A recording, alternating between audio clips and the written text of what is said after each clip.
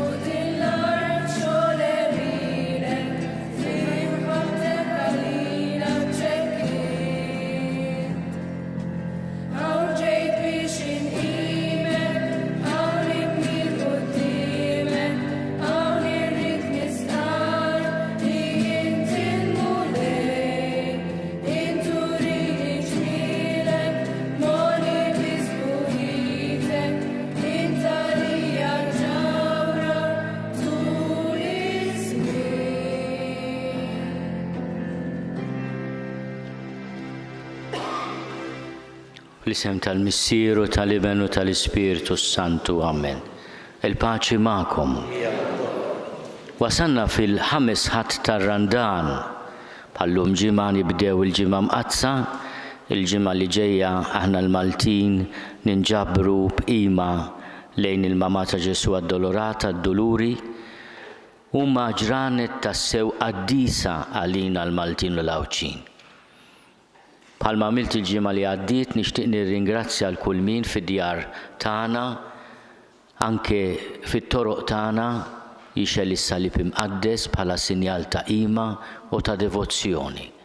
Bħala sinjal li qegħdin inxandru nħabbru bil-qima l-mewt ta' Ġesu bit-tama tal-qawmin tiegħu għall-ħajja. Fil-bidu ta' din il-qudiesa jew nitolbu maħfra l-Alla ta' dnubietna, nifmu li bil-mewt tiegħu Ġesu ħelisna mill-mewt dnub.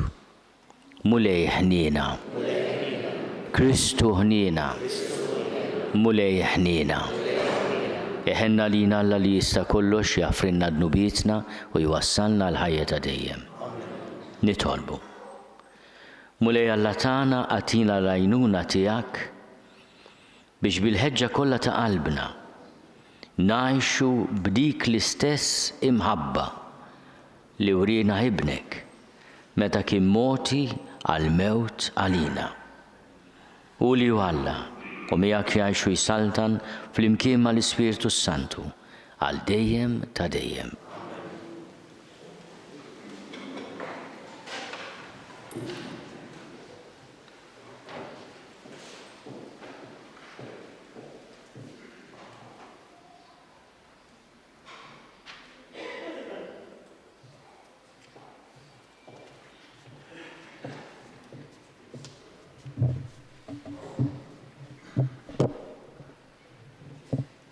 Qari mill-ktieb tal-profeta Ġeremija. Araw, għad jiġi żmien, oraklu tal-mulej, meta jien nagħmel patt ġdid ma' dar Iżrael u dar Ġuda. Mhux bħal patt li għamilt ma' missirijiethom fi żmien meta qbadthom minn idejhom biex ħriġthom mill-art tal-Eġittu.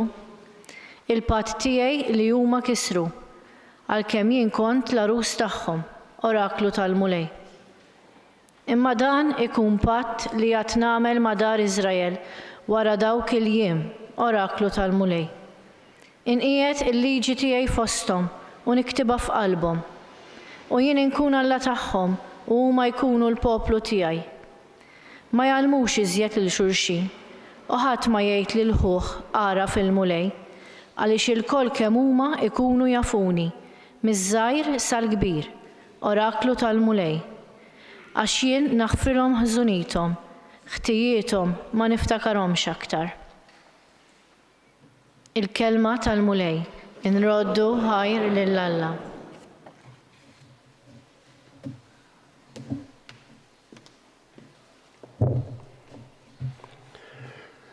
Oħloq fija qalb safja o Alla, flimkien, oħloq fija qalb safja o Alla.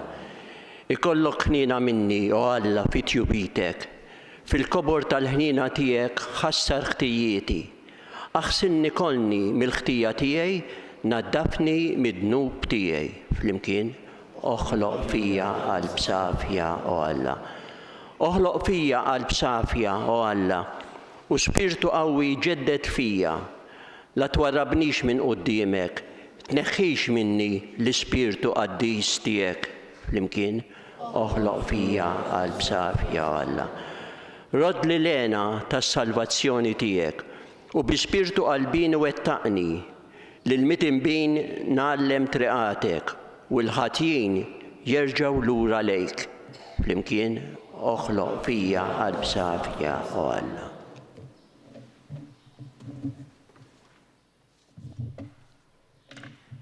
Qari mill-ittra lil Lut. Meta kien jgħix fuq din l-art, Kristu offra talb u suppliki b'leħenoli u bidmuh lil dak li seta' jsalvah mill-mewt. U kien mismuh minħabba fil-qima tiegħu lejn Alla. Qatt li kien iben tgħallem minn dak li bata xi tfisser l-ubbidjenza u billi laħaq il-perfezzjoni sar awtur tas-salvazzjoni ta' dejjem għal kull min jisma' minnu. Il-kelma tal-mulej, irroddu ħajr lil Alla.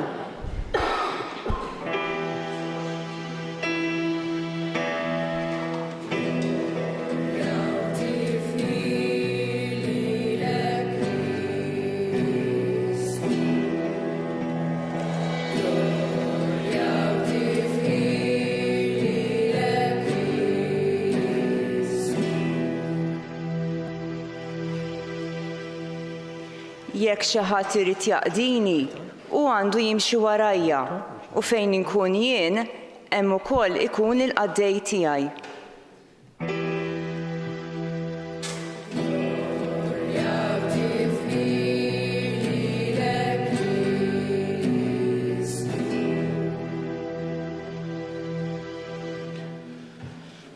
Il-mulej magħkom, qari mill-Evanġelju ta' San Ġwann. Fost dawk li telgħu biex iqimu lil Alla fil-festa kien hemm xi Griegi. Dawn marru għand Filippu li kien minn Betsajda tal-Galilija u talbuh, Sinjur, nixtiequ naraw lil Ġesu.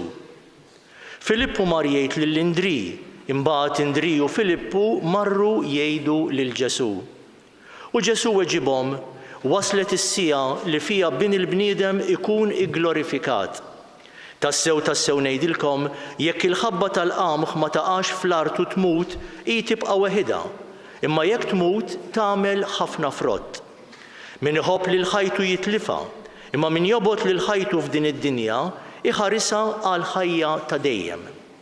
Jekk xi ħadd irid jaqdini, u għandu jimxi warajja, u fejn inkun jien hemm ikun ukoll il-qaddej tiegħi. Min jaqdi lili, il-missier jagħtih ġieħ. Issa qiegħed inħoss ruħi imħawda, x'naqbad ngħid? Missier eħlisni minn din is-sija, imma jiena għalhekk ġejt għal din is-sija. Missier għati glorja lill-ismek. Dak il-ħin instema' leħen mis-sema, jien diġà igglorifikajtu u nerġa' nigglorifikah. In-nies li kien hemm semawh u qalu li kien qiegħed iried, oħrajn qalu kellmu xi anġlu. Ġesu jieġeb, dan il-leħen ma ġiex għalija imma għalikom. Il-ġudizzju ta' din id-dinja qiegħed isir issa. Issa se jitkeċċa l-prinċep ta' din id-dinja. U meta nintrefa' l fuq mill-art jien niġbed il-bnedmin kollha lejja. U qal dan biex jurihom bliema mewt kien sejjer imut. Il-kelma tal-mulej tifħir lilek Kristu.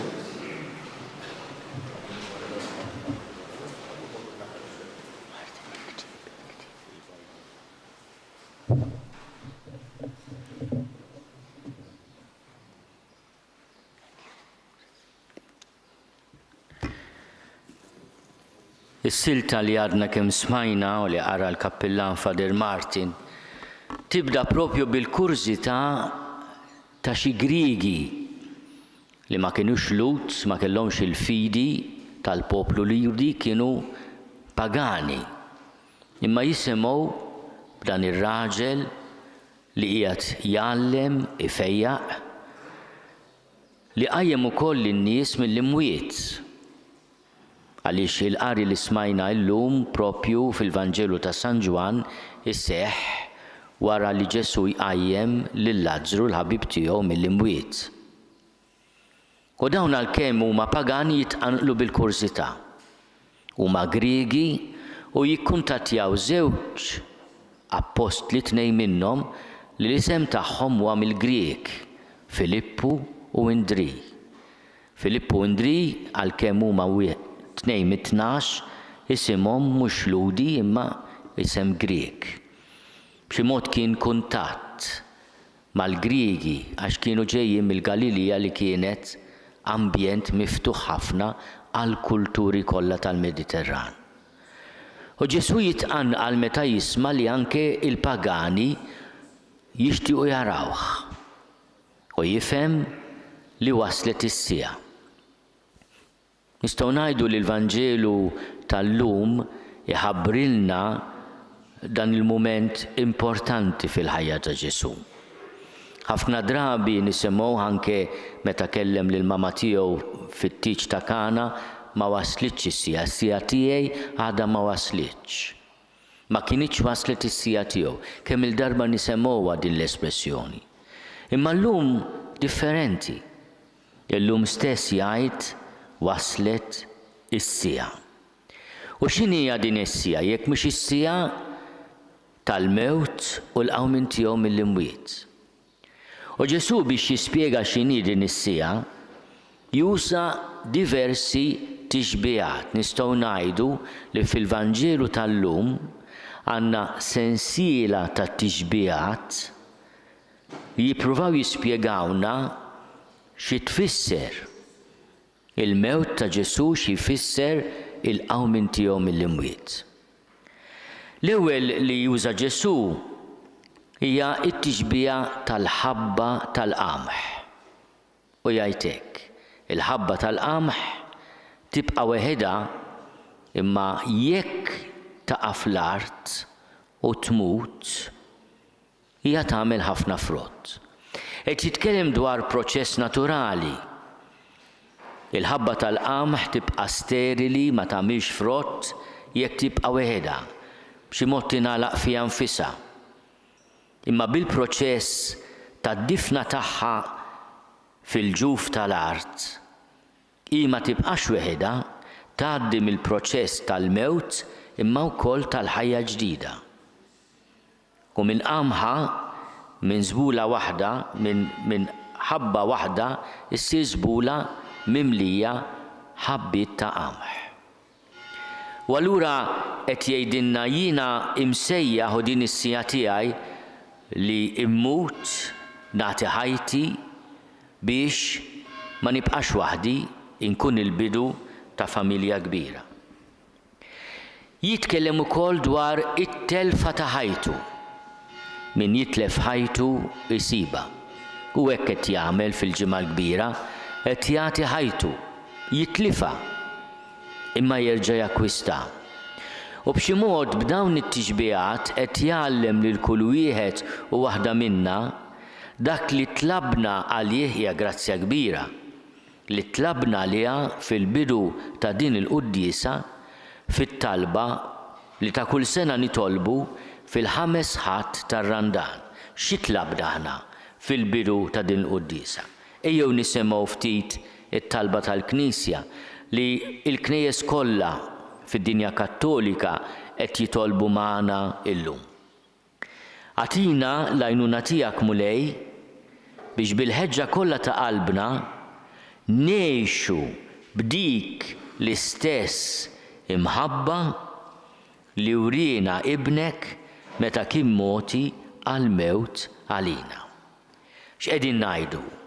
L-għotja ta' Ġesu fil-mewt ħarxa tiegħu u fil-qawmin tiegħu mill-imwiet hija skola ta' mħabba. Għallimna għatina l-għajnuna biex ngħixu b'dik l-istess imħabba li urina ibnek. U għalhekk fil-bidu tal-quddiesa smajna wkoll il-qari mill-profeta Ġeremija li jagħtina weda profezija straordinarja. Jgħidin nisma' il-patt ta'kom ma' Alla mhux kwistjoni ta' kmandamenti jew inkella ta' xi ħaġa miktuba. Il-liġi ta' Alla li hija l-liġi tal-imħabba l-ewwel li miktuba hija fil-qalb ta' kull wieħed u waħda minna.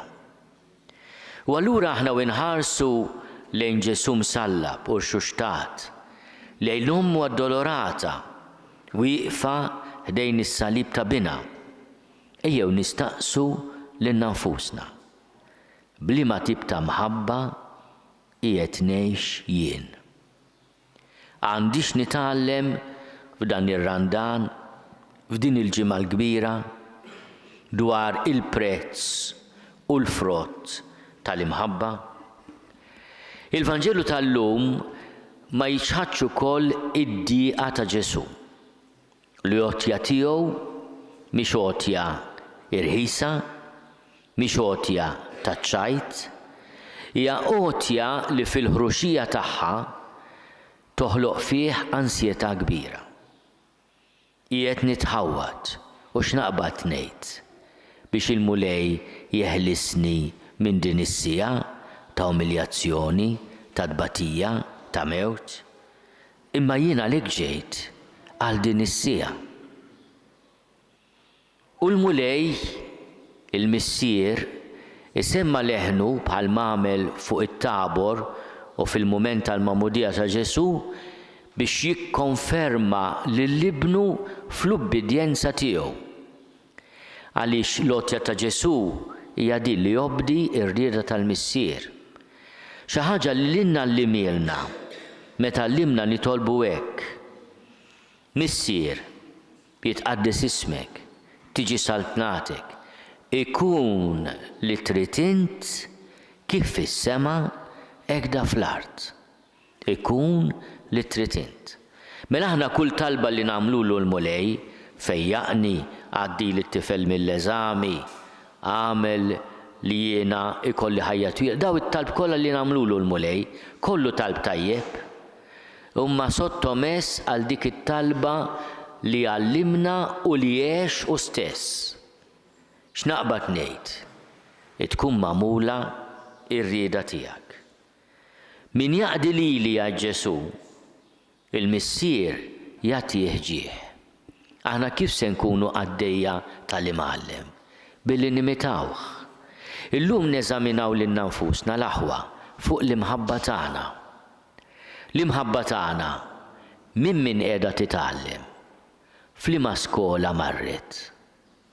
L-imħabba tal-egoiżmu, tal-ħabba tal-qamħ li tibqa' weħda? Jew inkella tal-ħabba tal-qamħ li lesta taqa' fl-art u tmut biex ma tibqax weħda imma tagħmel ħafna frott. Illum il-ħsieb tiegħi jmur għal dawk iż-żgħażagħ li ddeċidew jidħlu għal ħajja ta' żwieġ. Għal dawk il-ġenituri li jitolbu bil-ħerqa u laqgħu fil-ħajja tagħhom id-don tal-ulied. Għal missirijiet u l-ommijiet li joħorġu mal-tempu b'nazzi għax-xogħol ta' kuljum. Dik ukoll hija l-ħabba tal-qamħ li taqa' fl-art u tmut. Illum il-ħsieb tiegħi imur għal dawk kollha li jieħdu ħsiebna fl-isptarijiet, fir-residenzi tal-anzjani, fir-residenzi ta' korrezzjoni, f'tant ambjenti fejn hemm bżonn dedikazzjoni u mħabba u paċenzja kbira. Anke dik hija l-ħabba tal-qamħ li taqa' fl-art u tmut. U min jgħix din it-tip ta' mħabba mhux il-bogħod mill-iskola ta' Ġesu. Għaliex l-iskola ta' Ġesu hija xi ħaġa konkreta. Għamel id-dover tiegħek, għamlu bil-ferħ, imma tinsix li l-imħabba vera mhix irħisa. L-imħabba vera toqros ukoll fil-laħam il-ħaj. Madre Teresa ta' Kalkutta, qaddisa ta' żmienna, kellha din l-espressjoni diffiċli biex tifhimha u biex tgħixha, imma li fuq kollox narawha f'tant minħutna. Love until it hurts. U jekk inti tħares lejn l-omm ħdejn is-sodda ta' bina marit. Jekk tara l-ulied jieħdu ssiebhom il-ommhom u jagħtu ħajjithom biex jgħixu r-raba' mandament. M'intix qed tkun xut ta' mħabba sal-aħħar. Ejjew illum nieqfu u ngħidu il-mulej kemm berikna b'tant xhieda ta' mħabba. U jew nitalmu wkoll minn dawk li il-Papa Franġisku bir-raġuni sejjaħ il-qaddisin ġirien tagħna.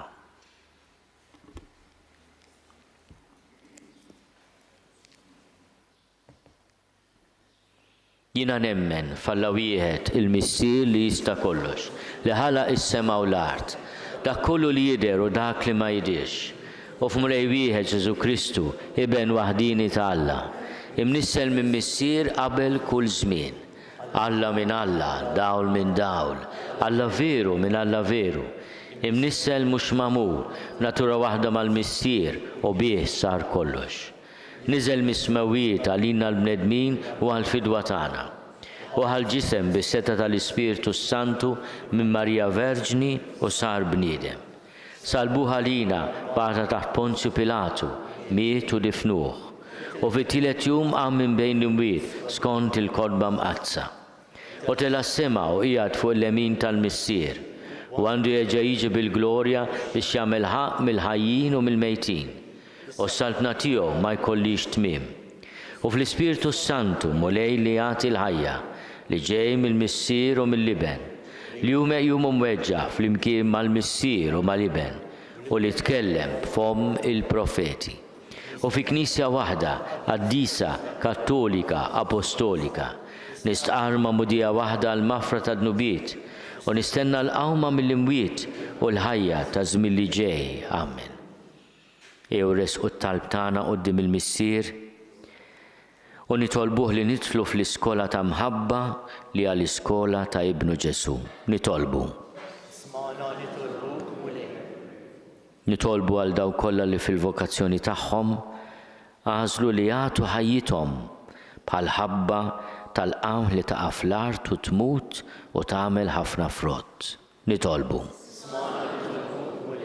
Nitolbu għal paċi fid-dinja, ma speċjali l-paċi fl-Ukrajina, l-paċi fl-art imqazza fejn għex miet u qam il-mewt Ġesu, u l-paċi fid-dinja kollha b'mod speċjali fis-Sudan u fil-pajjiżi tas-Saleh. Nitolbu.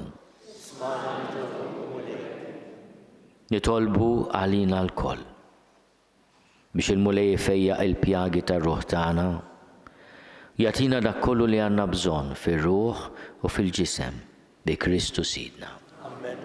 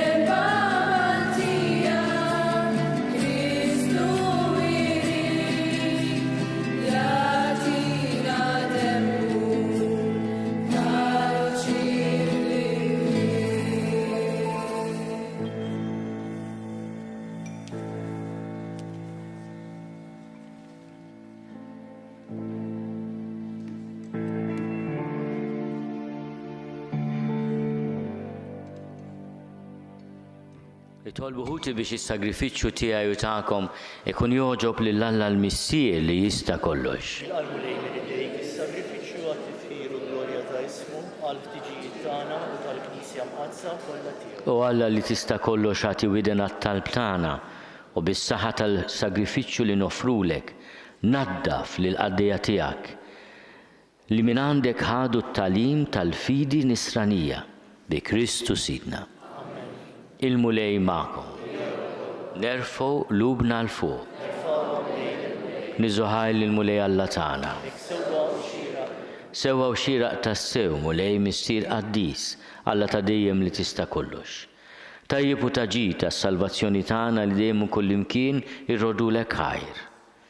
Għax bil-passjoni ta' ibnek li salvatna, il-bnedmin kollha għarfu jħossu li għandhom jistqarru l-kobor tiegħek. Meta bil-qawwa tal-aġib tas-salib sar ħaq mid-dinja u feġġet is-seta ta' Kristu msallab. Għalhekk mulej aħna wkoll mal-anġli u l-qaddisin kollha tiegħek infaħruk u b'feħ kbir intennulek. Qaddis, qaddis, qaddis, mulej Alla tal-eżerċiti, ismejtu l-art mimlija bil-glorja tiegħek. Osanna fl-oli tas-smewwiet. Imbirek minn ġej f'isem il-mulej, osanna fl-oli tas-smewwiet. Qaddis tas-sewint mulej inti lajn ta' kull quddusija.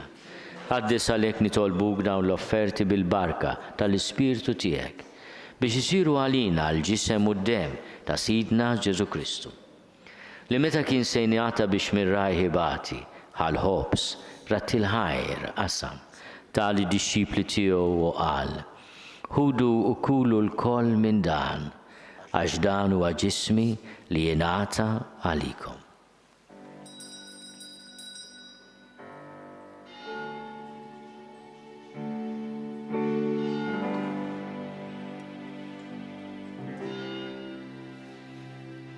Hekk ukoll wara li klaħal kalċi reġa' ratti l-ħajr tali d-disċipli tiegħu u qal ħudu u jxorbu minnu l-koll. Għax dan huwa l-kalċi ta' demmi tal-patt il-ġdid li jibqa' għal dejjem. Id-dem li jxerret għalikom u għall-bnedmin kollha għal maħfra ta' dnubiet. Għamlu dan tifkira tiegħi.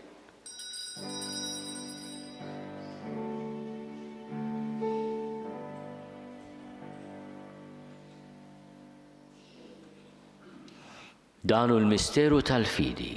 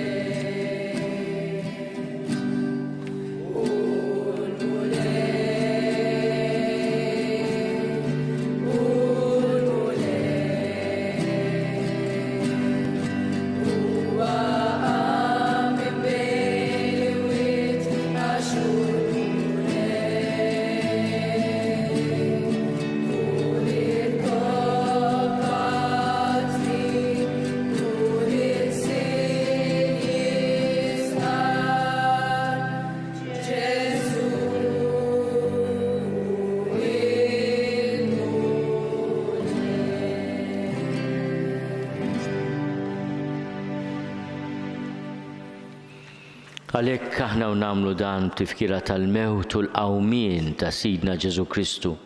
Nofrulek mulej il-ħobs tal-ħajja u l-kalċi tas-salvazzjoni. U rodulek ħajra xoġbok tilqana hawn quddiemek biex naqduk. U miċ-ċokontana nitolbu li l-Ispiritu Santu jaqadna f'ġisem wieħed, l-inna li nieħdu sem mill-ġisem u d-dem ta' Kristu.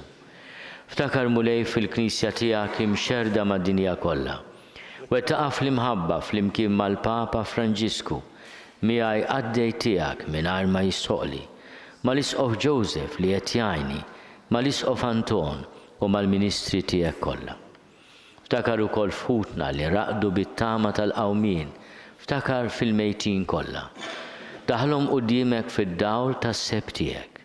Ħenna lina l-koll nitolbuk, għati lilna wkoll il-wirt tal-ħajja ta' dejjem. Flimkien mal-Verġni Mqazzom Malla Marija, mal-Arus tagħha San Ġusepp, mal-Apostli, ma' San Leonardo u l-qaddisin kollha li jgħixu fil-ħbiberija tiegħek sa mill-bidu tad-dinja. Għamel li magħhom infaħruk u nsebħuk b'Ġesu Kristu ibnek. Bi Kristu, ma' Kristu fi Kristu. Jingħata lilek Alla missier li tista' kollox flimkien mal-Ispiritu Santu. Kull ġieħu glorja għal dejjem ta' dejjem. Ejjew nitolbu. Kif għallimna u ridna nagħmlu li ben ta' Alla Ġesu għas-salvazzjoni tagħna. Missierna li inti fis-smawiet jitqaddes ismek, tiġi saltnatek, ikun li tritin kif is-sema ekda fl-art. Ħobżna ta' kuljum għatina llum, għafrinna dnubietna bħalma nafri l-minu ħati għalina. La ddaħalniex fit-tiġrib, iżda eħlisna mid-deni. Eħlisna nitolbuk mulej minn kull deni. Għatina fit-tiebu ħlina tiegħek il-paċi fi żmienna. Biex inkunu ħilsa dejjem mid-dnub u mħarsa minn kull inkwiet. Aħna u nistennew u nittamaw il-għena u l-miġja tas-Salvatur tagħna Ġesu Kristu. Mulej Ġesu Kristu li għat lill-apostli tiegħek, inħallilkom is-sliem, nagħtikom is-sliem tiegħi. La tħares lejn dnubietna. Iżda ħares lejn il-fidi tal-Knisja tiegħek. Għati jaslimu l-għadda li jintrid fiha, li tgħixu s-saltan għal dejjem ta' dejjem. Il-paċi tal-mulej tkun dejjem magħkom. Għatu l-paċi li xulxin.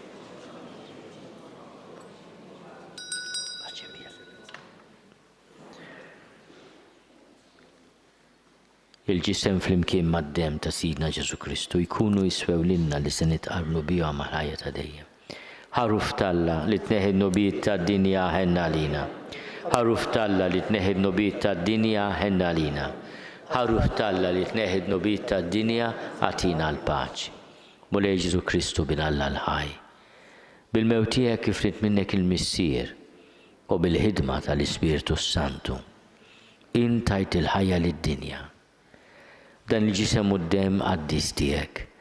Eħlisni minn ħtieti kollha u minn kull ħażen. Żomni dejjem fidil lejn il-kmandamenti tiegħek u tħallini qatt ninfiret minnek. Mulej Ġesu Kristu nitolbok li din itqarbina bil-ġisem u d-dem tiegħek ma tkunx il-kundanna tiegħi. Iżda l-ħnina tiegħek tkun għalija l-ħarsien u l-fejqan ta' ruħi u ta' ġismi.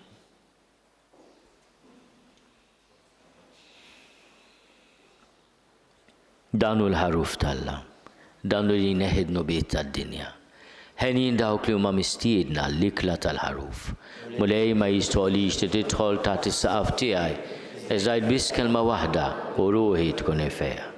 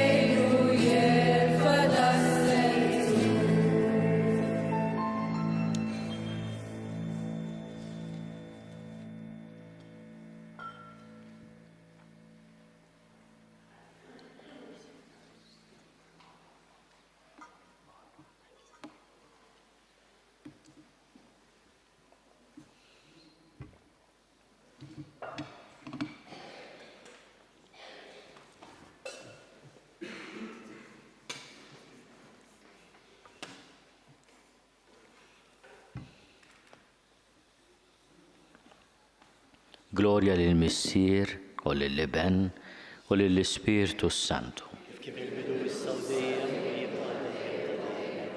Nadurawk o Ġesu nberkuk.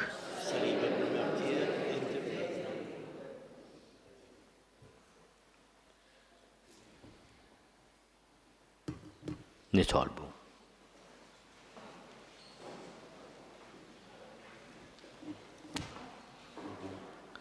U Alla li tista' kollox, lilna li nitqarbnu bil-ġisem u d-dem ta' Kristu, għodna dejjem fost il-membri tiegħu u li għajxu jsaltan għal dejjem ta' dejjem.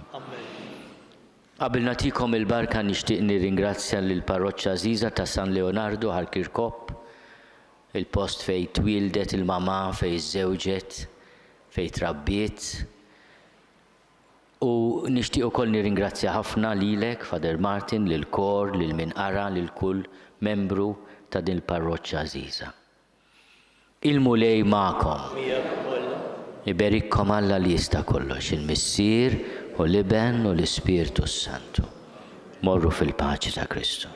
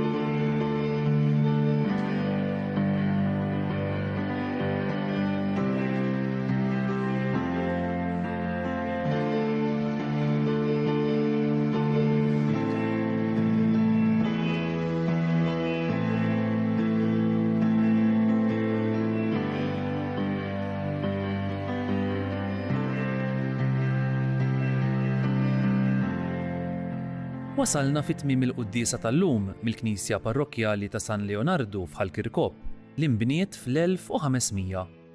Ħalkirkop sar parroċċa madwar 100 sena wara. Fil-waqt li nirringrazzjawkom tal-illum ingħaqadtu magħna għal din iċ-ċelebrazzjoni, inħeġġukom iżżuru l-website behold.mt biex tidħlu aktar fil-fond tal-Evanġelju tal-Liturġija tal-lum. Fil-website issibu wkoll għajnuna għat-talb u riflessjoni spiritwali beruq fil-kultura u arti Maltija. It-tfal jistgħu jsegwu liturġija tal-ħadd u tarif ieħor minn fuq il-website bekids.mt. Nawguralkom il-ħadd it-tajjeb.